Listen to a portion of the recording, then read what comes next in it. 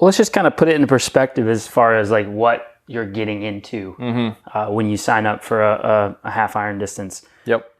So obviously triathlon, swim, bike, run. Swim, bike, Start run. there. Yes. All right, your swim is 1.2 miles. Woo! So that's like... All the cyclists are out. Yeah. Right now, we lost 80% of the cyclists. Gone.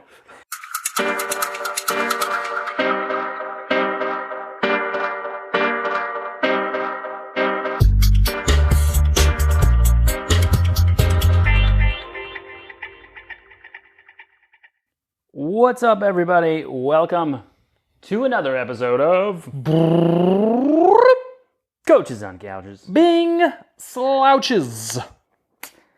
I am Coach Dale Sanford. And I am Coach Bryant Funston. We are the co-founders of BPC Performance Coaching, where we specialize in helping time-crunched athletes optimize their busy schedules so they can maximize their athletic performance. Every BPC coach is trained in our 5 pillars coaching system that has been developed over the last 11 years through our work with athletes of all ages and ability levels. Almost 12. From fresh off the couch to world championship competitors. You can find out more about BPC by going to buildpeakcompete.com, checking Facebook and YouTube at buildpeakcompete, or all up on that Instagram at BPC Performance. I guess we could say and instead of or right there, huh? All of the above. Just check them all. Check them all out. I threw that in there and tried to throw you off. Yeah, I was rock solid. I was locked in, Dale. It's almost 12 years. Almost 12 in May, huh? Yeah. Man. All right, so on Not the as couch young as we used to be. today, we have no one. None. No None puppies. No nothing. But we do have a pretty timely topic. Yes. We've got, with the onset of the Ironman Memphis 70.3, we've seen a pretty good uptick in triathletes, people jumping in triathlon because of that event. Rightfully so. Yeah, definitely. But, I think there's a lot of people that maybe don't necessarily understand what they're getting into or how to properly train for it. And maybe, maybe they're not sure a coach is right for them, or they'll just kind of jump on a plan whenever they feel like they need to. But what we're going to do today is we're going to lay out kind of the beginner, the couch to 70.3 plan. So one thing I will put out there is this is going to be a little bit more of a basic rundown of it, kind of just a guide. But if you want to kind of get the full breakdown, you can go on our website, buildpeakcompete.com/IMMEM. And we've got a 90-minute... That is not I-A-M. That's I-M as in Iron Man. Yeah, M-E-M. M-E-M for Memphis. Yep. Yeah, and so we went through this last year. A quick 90 minutes? Yeah, quick 90 minutes. We went through it last year in detail, even breaking down like what type of efforts you should be doing when to take transition, when to we broke it down pretty detailed. So if you got the time and you want to really dive into it, you can go to that website and check that out. All right. So you signed up for a 70.3. Yeah, you're either signed up or maybe you're thinking about it, right? Yeah. You could be the procrastinators out there, which there's a lot of us. Yep. I'll put myself in that bucket. But you may be thinking, okay, what all does this entail? You may not realize the what it all entails, but you also may be thinking, okay, I'm going to wait as long as I can. When's the latest I can start training? Which we're going to cover here in a second. Yeah. But I know that's probably going through some people's minds. You may haven't signed up yet, but you're probably thinking about, okay. Well, let's just kind of put it into perspective as far as like what you're getting into when you sign up for a half iron distance. Yep. So obviously triathlon, swim, bike, run. Swim, bike, Start run. there. Yes. All right, your swim is 1.2 miles. Woo! So that's like... All the cyclists are out. Yeah. Right now, we lost 80% of the cyclists. Gone. So that's like roughly 2,100 yards. All right. 56-mile bike. 56. Give or take. Cyclists are back. Cyclists are back. Yeah. Depending They're on I got that. the course. Some are a little bit longer or shorter. And then a half marathon, 13.1 mile run. Cyclists are gone. Cyclists are back out. Cyclists are back out. Why would you ruin a good bike ride is what they're saying. Exactly. But that's kind of what you're up against here. And so like what I've seen over the years and there's a guy out there that breaks down statistics and all this stuff, but what I've seen over the years for the first time average times for people who actually put the training in is usually somewhere between 6 and 7 hours on a half iron. There are plenty of people who will bust 6 and stuff like that. I've seen some occasionally you get a just a really fit person jumps in and they'll break 5 in the first one. Put it into perspective, the pros are going under 4 hours.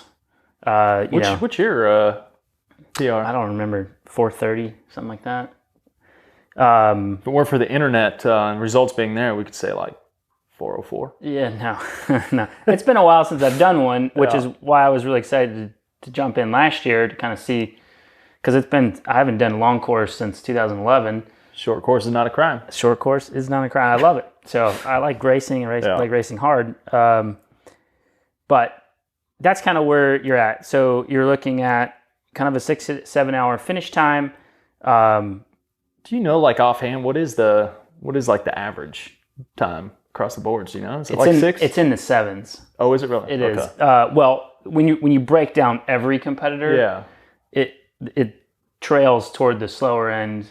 So it is. I think the average is over 7 hours, and it's highly course dependent. But but I would say the people who put in the work generally finish between 6 and 7. Okay.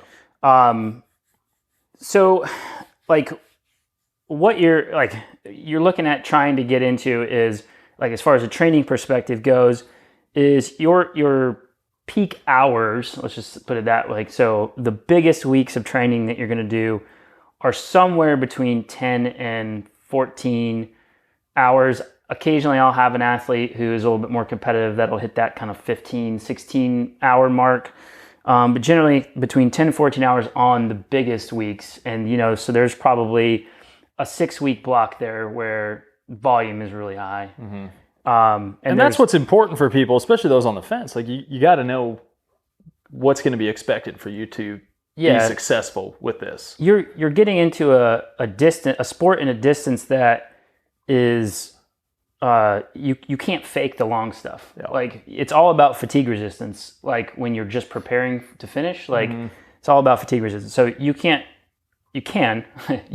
may not finish really well or with a smile on your face or walking. You may be crawling, but you can't blow off the long stuff. So you're probably going to be doing somewhere between 8 and 11 training sessions a week because you are preparing for 3 sports.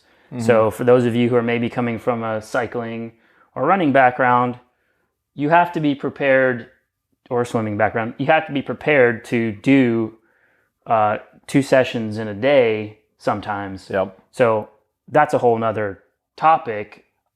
But very important. I mean, it's where planning in advance. We've done podcasts before on how to make sure you hit your workouts, right? So the planning in advance, but it's a big jump going from 5 sessions a week to 8, 9, 10, 11 sessions. Absolutely. And peak hours 10 to 14, that doesn't account for your time spent before and after. Right. So you're getting into a lot of training, but we have numerous time crunch athletes who can make it happen. So don't let that deter you from signing up. We just want you to be aware of that on the front end. Sure.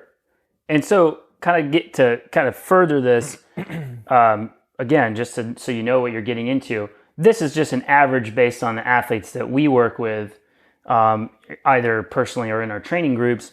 Your longest, let's talk about your longest efforts. Your longest pool swim will be straight swim will be somewhere between 2,000 and 2,100 yards straight. I always give people the straight swim. A lot of coaches don't do it. I give them a straight swim because it's a confidence booster for just about everyone. Once you finish that straight swim, the swim is not a stress point anymore. So 2,000, 2,100 yards, something like that, you'll probably get into doing like a 3,000 yard set. Some more, some may only get to that 2,000, 2,500 yard total set, but the straight swim longest would be somewhere between 2,000, 2,100 yards. On the bike, we try to get people to do at least 60 miles on the bike. And that's obviously hugely variable on time. Some of our more competitive athletes will do upwards of 80 or more miles on their longest ride. So that's somewhere in the 4-hour mark on the bike. So put that in the back of your head. On the run, somewhere between 10 and 14 miles. It's about usually we do a lot by time, especially for new athletes because the fitness variance is so large. 2-hour run, that'll be somewhere between 10 and 14 miles for a lot of people. So that's kind of where you're at. Now you may be thinking, what about these brick workouts I keep hearing about? I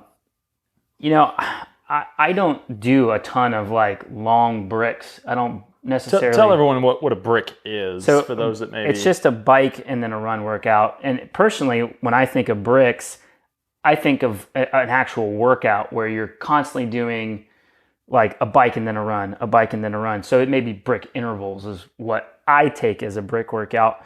Where you're prioritizing both disciplines right. on the same day. Right. And the other one I considered a transition run. So you're just running off the bike, basically. It's not necessarily a brick, in my opinion.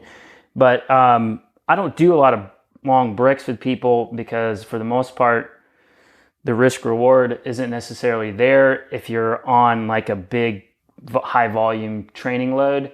I do generally give them like I'll do transition runs off the bike and usually max that out for a half iron somewhere in like the 6 mile mark, something like that. But I'll do one last kind of brick workout after the big block of training. And that one will still max out at 8 miles, depending on the athlete. And that's not going to be like the full, 60 miles and then 8 mile brick. I will take that down to, they might get 60 if they're a, upper level athlete, but it'll be work in that, 2.5 to 3 hour ride and then kind of a race pace run off the bike of 6 to 8 miles. And that would be the longest. Like the big trap that people get into when they're training for something, especially new people, is they think they have to do the distance prior to the event. Now, it's just not the case. You don't have to do all three, the distance on the day, prior to the event. You will probably swim the full swim at some point. You'll probably bike the full bike at some point. You may or may not get in the full run distance, and that's fine. It doesn't mean that you're not going to finish. It doesn't mean that you're not going to finish strong. I have a ton of people who the highest run, even in a full Ironman, the longest run they'll ever do is 18 miles, and they'll qualify for Kona. Smash it out. I remember there was a few years ago that there was a pro female who had never done a marathon distance. Absolutely. Had never run 26 and was doing it on the back end of her first Ironman. There's a few, and she won it. Yeah, there's several pros out there that go and do very low run volume because it beats them up. Yeah. And the quality of their training goes down, and they risk a lot of injuries. There's a few that won't ever run over 20K. Yeah. So I think that goes back to what you said earlier, risk versus reward, right? Like the reward you get from doing the distance prior to is all here. Yeah. Yeah. Whereas the risk is you put a lot of fatigue in the body. If you're in that 6 to 7 range and you're trying to do the full distance beforehand, that's a massive day of training, which is going to impact all of your training on the subsequent days, the days after that, you're going to have to take a longer recovery. Or if you don't, you're going to risk injury trying to jump back into it too soon. So you sacrifice potentially quality training just for that little mental boost that you would get. And if you instead think about each individual discipline and building confidence there, and if you go into race day confident, you're all good. Like you have to understand that what you're trying to do in order for your body to be prepared to do that whole distance in one day is accumulate fatigue over a week, several weeks, so that your body is then prepared to do the bulk of that in one day. Yeah. So when we lay out a program, it's usually 3 weeks worth of accumulating fatigue. And so by that end of that third week, especially during high volume, that like long run on Sunday or whatever is going to feel like what it's going to feel like when you jump off the bike after 56 miles and start to run. So that's the goal. Like, and you will actually accumulate more fatigue resistance than you actually need to finish the race if you do it that way. Accumulate, and then unload. And then do it again. And you get stronger, and your body is more prepared to do longer efforts and be out there longer. Which kind of jumps into the next part of this. Yeah. Giving yourself the time to allow your body to gradually accumulate and then unload fatigue, as opposed to having to cram for the test and try to do it all. Worst case possible. Yes. Yeah, your body can only stress itself and recover so fast, right? You can stress yourself pretty fast, but you have to account for the recovery aspect of things. If you overdo it too much, too soon, too hard, like injury, burnout. Not to go on an aside here, but about 6 years ago, I had a guy contact me to help him train for Ironman Australia, and I was like, okay, great. And then I was like, Ironman Australia, I'm like, that's like 6 weeks. Like, it was like 6 weeks from when like he contacted. I was like, what have you been doing? And he had been doing like some training, but like not nearly enough. And so we got him ready. I mean, he had an okay day, not great, but he finished and whatnot. But that is the worst case scenario, is to give yourself a very short amount of time to train for something like this. Generally speaking, we say 6 months minimum. If it's your first one, 6 months minimum. On a full iron, 1 year minimum if it's your first one. Unless you've been racing for years and you've done several halves and stuff like that. But if you're new to triathlon, if we're talking about couch. So if you're very new to triathlon and you just decide to jump in head first on a half distance, you have to give yourself 6 months minimum. Our training group opens in January for a October race. So we're getting 10 months out of these folks. And it's all because you really have to give yourself plenty of time, and then you have to allow for life to happen. When we think about, there's a lot of things people don't think about when they've signed up for this thing. Like, they don't look at when the race is. They don't look backwards from there and say, oh, this week is spring break. This week, I've already got a vacation that I'm going to be gone for 2 weeks. This is the big work trip. This is when my work gets crazy. That kind of thing. You have to allow plenty of time for those things to happen. And if you're on top of it, you'll plan ahead for those things and try to make those weeks lighter anyways. And then when you can work in your volume around it.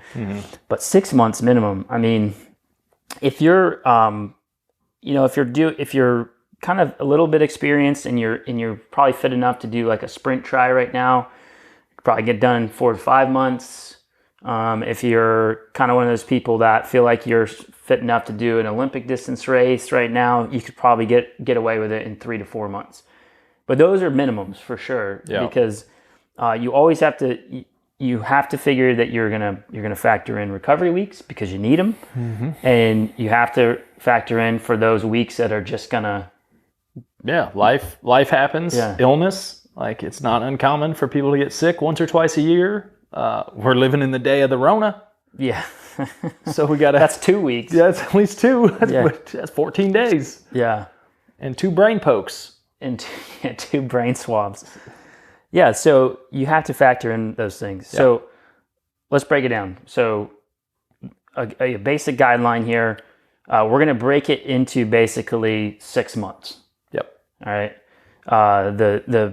The presentation we have online basically breaks it into 10 months, but you could fast forward if you want to the where we start. But you're going to miss a lot. I mean, you could probably condense the first 4 months into, I think what happens, and you'll see as we kind of chat through, is the longer you wait, the more you're going to neglect what we're going to talk about in month 1 here. There's a lot of things you don't get to work on the front end before you have no choice but to do a bunch of volume. Exactly. And those are things, if you do work on them on the front end, then you're going to be way better off on race day. Well, and we want you to enjoy the experience, right? We're not here, we don't want you to just become a bucket list person. We want you to fall in love with the sport, stay consistent, and let this kind of lead you into more things down the road, more racing. Yeah. And the more you enjoy it and the more time you have in the process, the greater your chance of that happening. Yeah, if you have a good experience with it, you'll probably stick to it. You'll probably stay in the sport. And for us as coaches, that's like the number one goal. Yeah, especially with new people.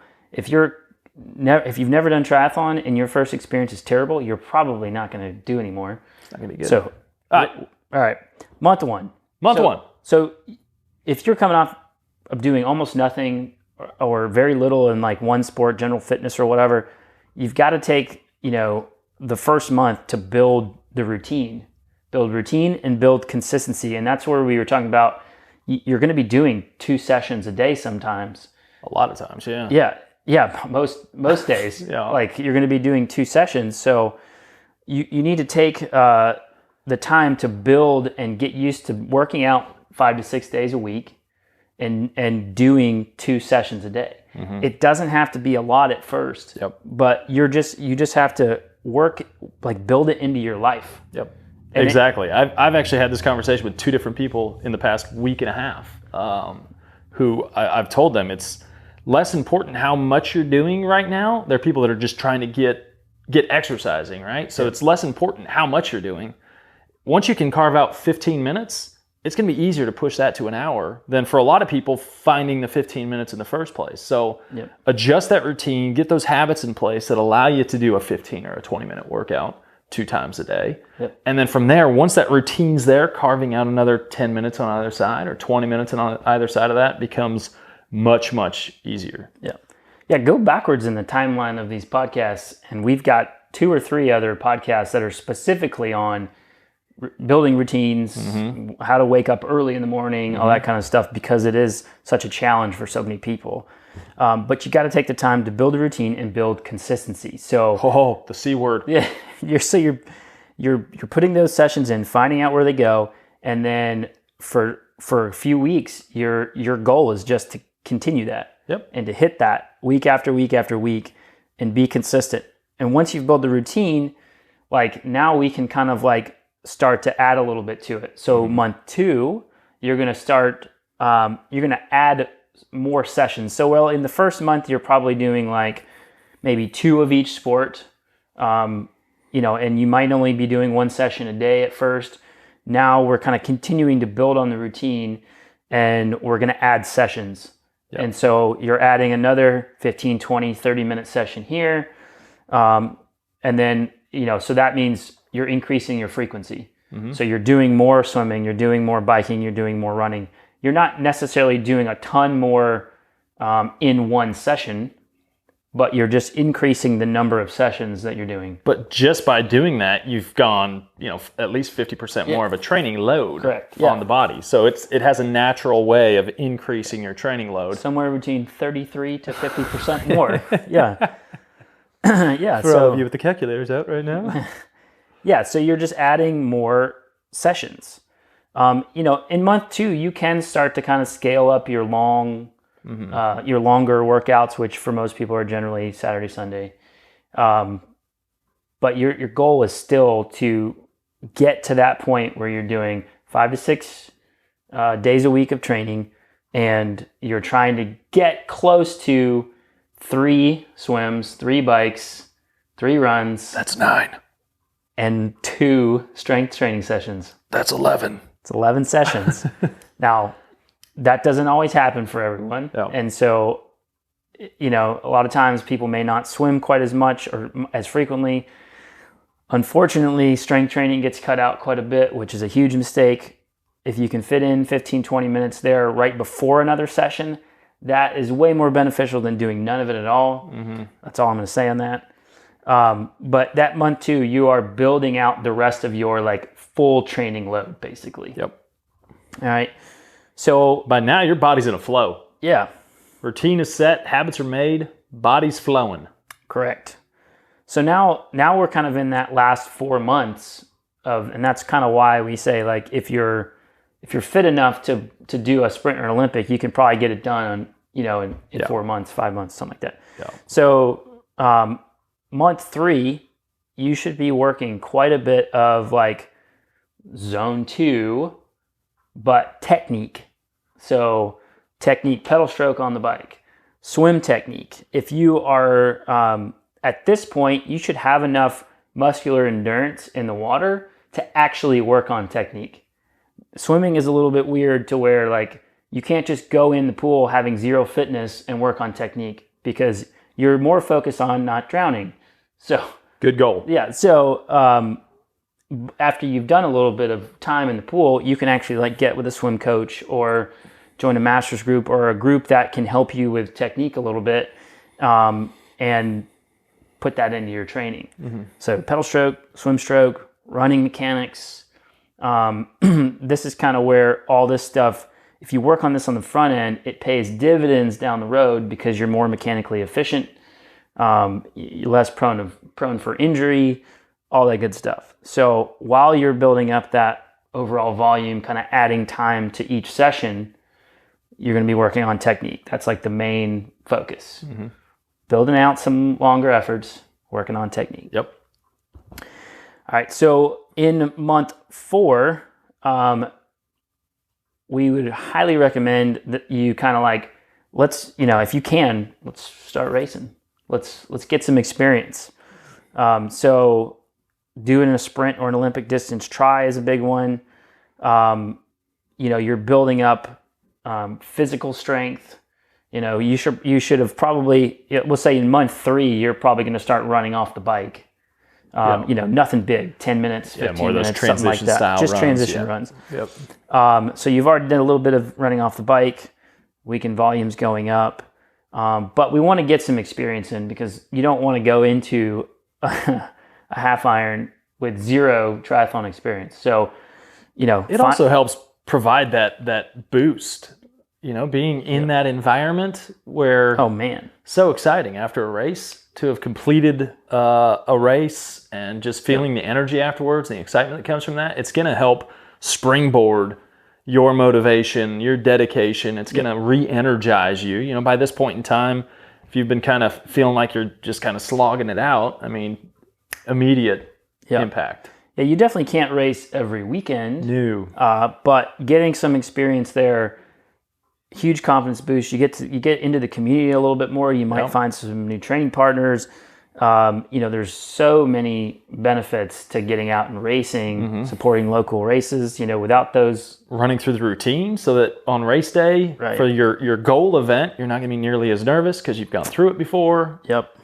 So all of it's huge. Yeah. And so getting in that practice race really is important. And that month 4 too, you're also kind of building in some more race specific efforts. So you might build in some intensity. You may do an actual brick workout, which in my opinion is bike run intervals, something like that, to kind of prepare for this practice race.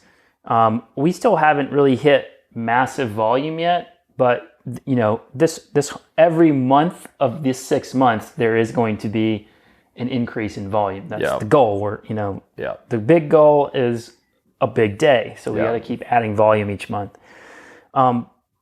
after that like practice race, if you've really prepared for it well, I would highly recommend the next week taking pretty easy. Let your brain kind of settle. Don't lose your routines. Don't back off a routine, but just back off the volume and the intensity for a week, and wrap your head around what's about to come. Yep. Because basically in month 5, this is where we're going to be, month 5 into month 6, we're going to be hitting our mega volume. Yeah, by now all of your connective tissue has adapted. It's all built up to where you can tolerate a higher training load. Yep. So we're not to say that injury risk isn't high, but if you've gone through those first few months and let the body adapt slowly over time, you should have developed an ability to handle a higher volume, higher training load. Now, you can still hurt yourself if you go out and do too much high intensity, too much volume. So there's ways you can still get hurt, but going into this, the body should be pretty well prepared to handle this mega volume. I mean, that's the big reason that you have to give yourself time, right? Yeah. Is that the body, you have to build up durability over time. And yeah, I mean, by the time, after you've done 4 months worth of training and then some racing, Yep. your body's prepared to do the mega volume. Yep. It's not, the point here is just, you can't just skip the first 3 and jump to mega volume and expect to survive it. So your injury risk skyrockets. Yeah. So basically in mega volume, for a lot of people, this is kind of just a little tip that I use with a lot. If you're an older athlete, 50 plus, 55 plus, 60 plus, a lot of times if you're new to it, we will scale it into like 2 mega volume weeks and then a recovery week and then 2 more mega volume weeks and then a recovery week, and that's 6 weeks. And so you're putting in shorter blocks, but you need a little bit more recovery, so it's built in a little bit more frequently. But when you're in these mega volume blocks, like that's where you're going to hit your, maybe 3,000 yard swim session and that 2,100 yard straight swim. This is where you're going to hit your longest bike, your 60 to 80 mile bike ride. This is where you're going to hit your longest run, somewhere between 10 and 14 miles on the run. So one of the big tips here is that I don't put all of those in the same week. So I'll have you hit your longest bike one week and your longest run the next, not in the same week. And then the swim is fine to kind of mix in there wherever. But longest bike and longest run don't ever happen, for me anyways, on the same week. Risk reward, just not there. And then in this kind of like mega volume, you will be extending out your transition runs. So this is where everybody thinks of bricks. Mm-hmm. So for me, I usually start just at like 3 miles for a lot of people, off the bike, off your long bike. And then again, so it never goes over 6. So you might go 3, 4 recovery, or 3, 4, 5 recovery, and then 6 being the kind of like last mega volume, or 3, 4 recovery, 5, 6 recovery. So we're kind of building out those longer transition runs during mega volume here. The other key here is that as coaches, we try to keep the weekday volume as low as possible for a lot of people until it's totally necessary to bring it up, because it's harder to get longer blocks of training in and life, all that stuff. So, but in the mega volume, this is where we're going to have to kind of add a little bit to the weekday stuff. So, you might have been doing maybe an hour to an hour and 15 ride or something like that during the week. Now you're going to be doing an hour and 15 to an hour and a half ride or something like that. Some people will get upwards of like 2-hour rides during the week. But you've got to kind of bump some volume during the week, and it can easily be in like just 15-minute blocks. Yep. So while you're doing your long run, that's going to end up being like 2 hours. You might have another run during the week that's 75 minutes, something like that. Is it? Pain train. We haven't had the pain train in a while. That's been a while. So we have to build in a little bit of volume. There we go. I was just waiting to put that up there. So we got to build a little bit of volume in during the week so that we are in fact getting mega volume. Well, yeah, if you rewind towards the beginning of this, you talked about that accumulation of fatigue, right? So this is where the accumulation part really happens. You're accumulating during the week, you're accumulating week to week, and then that's better simulating on the weekends when you are bumping and going with that higher volume. It's simulating that load you're going to be feeling, you're going to have, that fatigue you're going to have on race day. Yeah, and for new people, I will put out there that once you get into mega volume, most of your training, bike and run anyways, swim can still have some focus because it is such little impact on the body for most people. But bike and run really at this point is really about just doing. It's really about getting in, you're going to do a lot of zone 2 stuff, pretty steady, easy by feel. It really is just about accumulating volume at this point. Yeah. Because that's what your race is. Like, exactly. Your race is one big volume day. Mm-hmm. So yeah, it's not necessarily the most exciting of training. Yeah, it unless you love zone 2, zone 3. Yeah, unless you like riding. But also when you can be putting in technique. Yep. You can break down sessions into different areas of focus mentally to help time pass faster. Sure. Yeah, absolutely. I mean, it's just kind of one of those things where if you, once you start putting in more volume, you get in these boosts in volume, even if you kind of leave that intensity that you were previously doing in there, intensity is an exponential stress. So it can be the thing that kind of throws you overboard if you're, risk reward. Yep. It's just not there, to leave it in there if you're newer. Now, we do have athletes that when they're in this last mega volume, we do keep some tempo work in or something like that in, because for them that is race pace work. Yeah. But if you're new to it, it's really about doing exactly and getting it done. Yep. If you are in, if you're doing strength training, especially if you're doing heavy lifting, we got to back off the heavier lifting just to reduce fatigue from that. Continue to do mobility work, core work, just kind of strength maintenance stuff. But this last, this is kind of the last 8 weeks before the event. You've got to dial in your fueling. Nutrition and hydration is the fourth sport especially in long course triathlon. It's the fourth sport. Yep. So if you're not taking the time to play with your hydration strategy as far as volumes and concentrations of electrolytes and stuff like that, if you're not dialing in your fueling and finding out what foods work for you and how often you need to eat, we have other podcasts that help you with that too. Oh yeah. If you're not dialing in your fueling for these long efforts, then you will probably get to race day and screw it up. Mm-hmm. So got to dial it in. Yeah, that's when the person's going to get to race day and go, oh, what's my friend doing? Or jumping online and saying, how much should I be fueling for half Ironman? Don't do that. Yeah. Practice it in advance. Absolutely. If you have questions on what you should be doing, email us or drop us a note on Facebook. We're happy to assist and provide pointers and feedback there. Yeah, so, we can't do, we can't write you a specific nutrition plan. Exactly. But if you have no idea, yeah, drop us a line. That's part of the experience part, right? So you could be as fit as a fiddle. Fit as a fiddle. Fiddles are fit. And they are. But you can screw up your nutrition or hydration on race day. Nutrition, hydration, pacing. Pacing's Fit another sport. one. But if you screw those up, it ruins your experience, and then you're probably not coming back. That's where you're just chasing down Porta-Johns. Yeah. Sixth sport. The Porta-John sprints. Porta-John sprints. Yeah, those are never good, really. It's the worst one is when you get to the Porta-John and somebody's already in it. Oh yeah.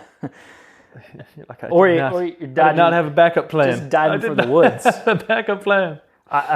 Another aside, one of the funniest moments I've ever had in racing was Ironman Lake Placid. doing one of the long climbs on the backside of the course because you're going slow, like climbing at like 8 miles an hour. And I saw this bike on the side of the road, and I was like, "Oh no! Did somebody crash and like careen over the side of the?" And I looked over, and then there's just somebody squatting in the woods, and like, but he looks like you know how like a dog looks when they're using the bathroom, just like completely vulnerable, and like somewhat guilty. Yeah, the most vulnerable point in your life ever. That's what it just made me laugh. So yeah, you have to dial that nutrition and hydration in. Now, end of that block, we're talking like, if you're talking the week of the race and the week before the race, we have to start dialing things back. This is where you hear the taper, like you hear taper all the time. You are going to dial things back in the last 2 weeks. You definitely want to be working race pace, but if you think about race pace for somebody new is going to be pretty easy. Yep. So you're going to be doing like easy stuff or like painfully easy stuff to kind of help the body unload that last bit of fatigue from those mega volume weeks. Again, keep the routine, keep working on your fueling. And then you can this is kind of like where 3 weeks out, you're kind of getting in that last brick. 2 weeks out, you're kind of doing, like most of the time for me, my athletes don't do more than 2 hours ride and like an hour run, maybe an hour and 15 run on the weekends is their long stuff. And it's generally on and off race pace, nothing that's going to continue to load the body. You can knock out some good straight swimming. If you can get in the open water, get in the open water as much as you can. If you have the opportunity, make one of your swims a week in the open water. Yeah. Work on sighting, work on turning, swimming around buoys and stuff like that. Huge advantage. Mm-hmm. But if you don't necessarily have that opportunity, try to make it work, try to make it happen, within the last 2-3 weeks, and just get comfortable putting on your wetsuit if you have one, swimming in that wetsuit, swimming in the open water in general. That's something that for a lot of new people is kind of a pinch point. So if you can do that, get over that little hump, and you're going to be money on race day. In the race week, not to go too much into it, but we don't need to do anything new. Worst mistake ever is trying something new on race day, specifically nutrition. But you really don't want to try. You're not going to gain massive fitness in this last week. So Don't expect to go any faster than you were going in the kind of toward the end of your mega volume. And just, go in and create a plan for yourself, go by feel. Too many people get caught up on the numbers in the first one, and there's so many unknowns when you haven't done it before that you've got to give yourself kind of plan A, plan B, relative to your goals. Yeah. Right. Especially if you're going for like a time-based goal. And honestly, I try to get most first timers and be like, we want to finish with a smile on our faces, get an awesome finish line photo, and and a well executed race. Like I feel like there's a lot of folks that will get to race day and then just lose focus. And just know, especially if it's a longer event, like easier at the start is always good because you're going to be tired at the end. But mentally, don't lose focus. Don't forget to eat. Don't forget about pacing. Don't forget about these things that you should be managing. Don't forget to breathe. Think your way through the event, and that goes into having a race plan set up. Like, when are you going to eat? How much are you going to eat? How much are you going to drink? You've already tested it in your training. Now make sure if you need to set a timer on your bike or on your watch during the run, like whatever it is to remind you to do that stuff, do it. But don't get lazy and lose focus, especially 2 hours from the finish line and get to 1 hour to go and just have nothing left and have Bonk City hit you, because that's not going to be good. Yeah, I can tell you from experience, even if you have a coach that tells you and reminds you and checks in with you that morning, you can still get caught up in the atmosphere. Because look at these races, Ironman brand and then Challenge brand and all these like bigger branded races, a lot of people, very exciting. Atmosphere is really, really, really awesome, which is what keeps people coming back. But it is so easy to just go out squirrel. Guns a-blazing. Yeah. And then, and then you like people getting, not having the best race and we kind of look back at it and I'm like, okay, well, what did you drink on this 112 mile bike ride? And they're like, oh, well, I had 100 ounces. 2 bottles. And I'm like, well, it's like 3, that's like 3 liters and that's it. Like, and it was hot that day. Like, that's not enough. We talked about this. Like, so you got to have that nutrition and hydration plan just set in stone. Like it's just part of it. And don't let the excitement early on suck you into going harder than you should, where that adrenaline's going and you're feeling like a champ. And then that'll come back. It always comes back to get you. So have the discipline to stick to your pace goals, especially initially. And then you can always ramp more late. If you're feeling good. The first part of every leg is going to feel better than the last. So don't let that confuse you that you're on like amazing fitness that day and just stick to the plan. You know what your body, at that point, you know what your body can push. Just stick to it and you'll be much happier at the finish line. Yep, definitely. All right. I think that kind of lays it out. Yeah, I think, if someone doesn't know what they're getting into now, then... we've either scared you out of it or I don't know what to say. We've either scared you out of doing it altogether or you now have an idea of what you need to be getting done. And again, you can go to our website, check out that presentation that breaks it down even more into what type of efforts you need to be doing when and stuff like that. And like if you need some more guidance, obviously reach out to us, if you're looking into coaching or we have an awesome training group that's all like the training group has been fantastic. Everyone's kind of training toward the same goal. Everyone's kind of going toward the Ironman Memphis 70.3. We have a beginners group and we also have what we call the squad, which is a little bit more intermediate level athletes. And those groups are charging, man. They're on it and I have a feeling we're going to have a lot plenty of space if you want to join up. Yeah, we're going to have a lot of really really awesome finish line photos come October. I like it. That's going to be actual session, right? Where everyone practices their finish line photo? Oh, absolutely. We don't waste rule number 1 of long course is don't waste your finish line photo. It's on my race recap or my race plan email to every athlete. I like it. Absolutely. All right, crew. All right. We appreciate everyone hanging out, listening, watching. We'll catch you guys next time. Peace. Adios.